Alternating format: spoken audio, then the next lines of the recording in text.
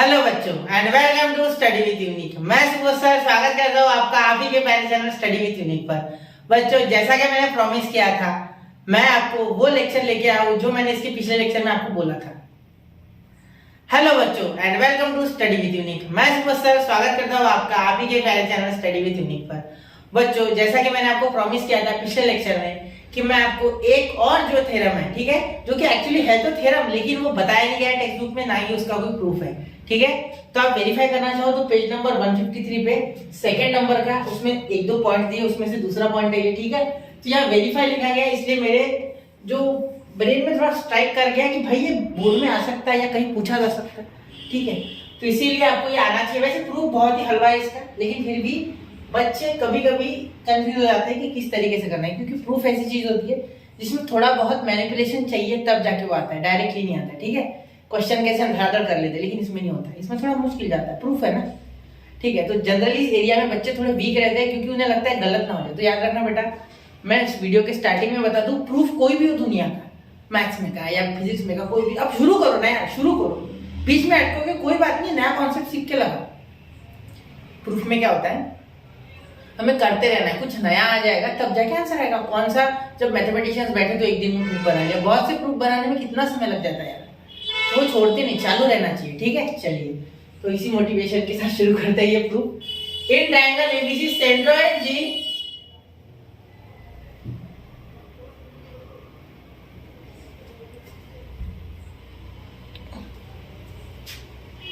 in triangle ABC centroid G divides median internally in the ratio 2:1 and is given by C figure 5.37। अब बोल दिया नहीं मैंने, वो मैं खुद से बना दूंगा। G bar is equal to A bar plus B bar plus C bar upon 3। Centroid formula देखा कि धड़ाधड़ बच्चे फार्मूला लगाते, लेकिन कहाँ से है उसका रूट आज देखेंगे, ठीक है। चलो सबसे पहले तो मैं एक ट्रायंगल बना लेता हूँ बेटा, है ना। चलो एक ट्रायंगल बना लूँ मैं, उल्टे से अच्छा सीधा है ना। चलो सीधा बना लेते, ये एक ट्रायंगल और ये इसका मीडियन है सपोज, ठीक है। तो यहाँ हम पहले तो मार्किंग कर लेते हैं पॉइंट्स की, ए बी सी और यहाँ बी, ठीक है, समझ रहे हो, ठीक है। अब ध्यान दो, यहाँ मैं एक सेंट्रोइड ले लेता हूँ जी, ठीक है। इसका वेक्टर ले लेता हूँ ए बार, इसका ले लेता हूँ बी बार, इसका ले लेता हूँ डी बार, इसका ले लेता हूँ सी बार, ठीक है, चलता है पॉइंट्स के लिए। और इसका जी का जी बार, ठीक है सर, हाँ बिल्कुल बेटा, क्लियर। अब मेरी बात पे थोड़ा ध्यान देना बेटा। अब यहाँ जो मैं करने जा रहा हूँ वो आपको तब पचेगा जब आपको थोड़ा बहुत पिछला आता है, थोड़ा बहुत यानी अच्छा खासा आना चाहिए, ठीक है, तो पच जाएगा बेटा, ठीक है। सेंट्रोइड क्या होता है बेटा, कुछ इस तरीके से मैं यहाँ से बना लूंगा, ठीक है। यहाँ से अगर खींच लूंगा इस पे मीडियम, तो ये इसका मिड पॉइंट, यहाँ से अगर खींच लूंगा तो ये इसका मीडियम, ठीक है। तो सेंट्रोइड की खासियत होती है, किसी भी ट्रायंगल में सेंट्रोइड बना लो, स्केलेन या राइट एंगल ट्रायंगल या कोई भी ट्रायंगल, आइसोसेलेस, किसी भी तरीके के इक्विलैटरल, उसकी सेंट्रोइड जो होती है, अगर कोई भी ट्रायंगल बना रहे हो उसकी तीन सेंट्रोइड जो होती है, अगर ये मिड पॉइंट्स होगी, ठीक है, ठीक है। तो ये जो सेंट्रोइड होता है ना, ये हमेशा इस लाइन को 2:1 की रेशियो में डिवाइड करता है, ये भी 2:1, ये भी 2:1। मतलब मेरा कहने का मतलब ये है कि यहाँ जो AG है वो 2 और GD है वो 1, ऐसे 2:1 की रेशियो में डिवाइड है। मतलब ये 2:1 रहने देता हूँ, ठीक है। इसका मीनिंग हो रहा है कि AG upon GD is equal to 2:1। जैसे हमने पिछले प्रूफ में किया था M:n M अपॉन n, वैसे यहाँ 2:1, ठीक है। चलो ये मैं आपको धीरे धीरे बताऊंगा, पहले से बेस तैयार कर रहा हूँ, ठीक। चलो क्लियर, हाँ। लेकिन इसके पहले आपको क्या लेना है, ये मिड पॉइंट है D, क्योंकि ये मीडियन है। क्या है, मीडियन, देखो मीडियन, ठीक है। AD is a median, AD is a median, ठीक है। तो धीरे धीरे लिखते हैं, यानी D मिड पॉइंट, यानी ये सेम टू सेम, ठीक है। चलो एक काम करते हैं, थोड़ा सा रंग अलग ले लेते हैं जिससे कि आपको समझ जाए। सेम साइन बना लेते हैं, इसका मीनिंग है कि ये दोनों सेम है, ठीक है। ये अजीब बनाया मैंने लेकिन आपको समझने के लिए था, ठीक है। चलो तो प्रूफ लिखते हैं। प्रूफ इसका बेटा ध्यान दो प्रूफ पे, ठीक है। इन ट्रायंगल ABC, ठीक है, लिखना चाहो तो लिखो वरना मत लिखना, ट्रायंगल ABC डायरेक्टली लिखा तो चलेगा। D is the mid point, D is the mid point, ठीक है। जो दिख रहा है वो पहले लगा लो, mid point of PC of BC। Therefore ध्यान देना, BC का मिड पॉइंट कौन है, D, ठीक है। Therefore by mid point formula, by mid point formula, ठीक है। डी बार यानी आर बार होता था बेटा, याद है आपको आर बार? दिखा दूंगी, चलो देखो पीछे ही है, इसके पीछे मिड पॉइंट देखो, ये आर बार, देखो आर बार यहाँ लिखते थे हम, ये आर बार, ठीक है। तो ये आर बार यानी यहाँ D bar is equal to B bar plus C bar, B bar plus C bar upon 2 होता था, क्योंकि इसका भी रेशियो है इसका भी होता, तो m/n यानी m+n होता था नीचे, तो 2, ठीक है। m+n नीचे क्यों होता है ये बच्चा तब समझेगा जब आपने पिछला मिड पॉइंट फार्मूला देखा। इसके पीछे का लेक्चर है, 20 मिनट का होगा मुश्किल से, देख लो 20 से 21 मिनट, ठीक है। चलो तो इसे नंबर बता देना, ठीक है, क्लियर? हाँ बिल्कुल बेटा। अब आगे ध्यान दो, पेन गिनने वाला था, ठीक है, ये हो गया। अब यहाँ AG और GD इसका कुछ जुगाड़ करना पड़ेगा ना, बिल्कुल उसकी बात तो चल रही, ठीक है। तो आप बोल सकते हो AD इज द मीडियन, ठीक है, D is the mid point, क्योंकि AD मीडियन है, यहाँ गिवन भी लिखना चाहिए तो, ठीक है। वैसे इतना लिखने की आवश्यकता तो नहीं है, वो बता रहे हैं खुद की मीडियन है वो, ठीक है। तो हम बोल सकते हैं यहाँ भी लेट ले लो चाहिए, क्योंकि ट्रायंगल का नाम भी नहीं दिया, नहीं वो भी दिया है, देखो इतने इतने अच्छे लोग हैं, ट्रायंगल का नाम दिया है यार, और क्या चाहिए, ठीक है। हाँ चलो अब क्या बोलेंगे, क्या बोलेंगे, हाँ सेंट्रॉइड G, यहाँ बोल देंगे सेंट्रॉइड G डिवाइड्स, ठीक है, डिवाइड्स, एक मिनट ना, थोड़ा सा मुश्किल भरी घड़ी है ये, divides AD in the ratio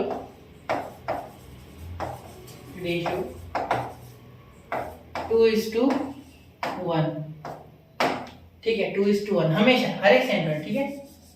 ये थ्योरम है, ठीक है, ये प्रॉपर्टी ऑफ ट्रायंगल है, हमेशा होगा, ये हमेशा फिक्स होगा, ठीक है। आप चाहो तो इसे हाईलाइट कर लो यार प्लीज, ये बहुत इंपॉर्टेंट प्रॉपर्टी है ट्रायंगल की, हर बहुत जगह यूज होती है, क्या आयाम क्या ये चीज तो आपको याद होनी चाहिए बेटा, गार्ड बांध लो इस चीज को, ठीक है, कभी कभी ये बहुत काम में आ जाता है, ठीक है। अब हो गया, ठीक है, अब आगे सॉल्व करें, ठीक है। अब क्या लिख सकते हो आप, 2:1 यानी AG अपॉन GD आप क्या लिखोगे, 2:1, कैसे? क्योंकि AG और GD सेम डायरेक्शन में, तो AG एंड GD, ठीक है, are in same direction, are in same direction, ठीक है बेटा। therefore AG अपॉन GD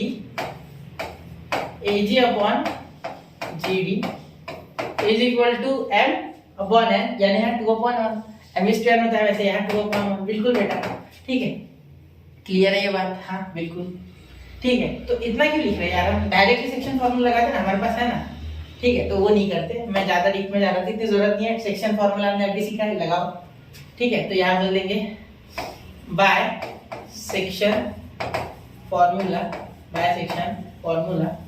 ठीक है। आप बोल दोगे कि G बार यानी कि ये G, ठीक है, G bar is equal to A bar plus D bar, यानी 2, m यहाँ 2 है और n यहाँ 1 है, मैं लिख लूँ क्या कहीं, m/n इज इक्वल टू 2:1, ठीक है, 2:1, ठीक है।